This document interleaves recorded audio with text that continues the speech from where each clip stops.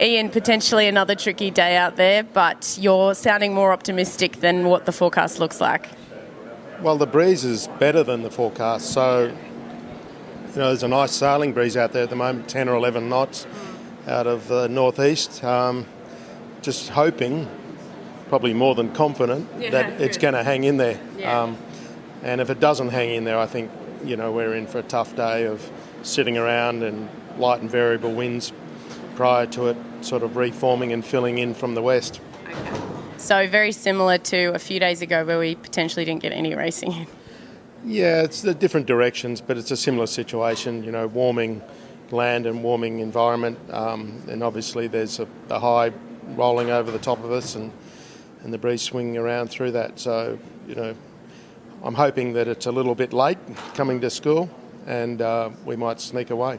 That would be ideal because it's the first day of the Louis Vuitton America's Cup playoff challenges today. Yeah, look, it'd be great even if we got 2 races in today, one for each team, here in Bermuda on a Sunday. But anyway, look, we'll be doing our best. I know you'll be doing your best and a little bit more at stake now. Do you think they're going to get a little bit more aggressive? Yeah, I do. I think there's a lot at stake. And, it's going to be interesting, particularly Ben and Pete Burling. There's the master and the apprentice kind of, and we've all seen how aggressive Ben is and the recent history of, chasing that, and now it really counts, And we saw it yesterday, I think, in that match with Ben versus Dean Barker. Ben's not afraid to get in there and hold up the race for as long as he needs to.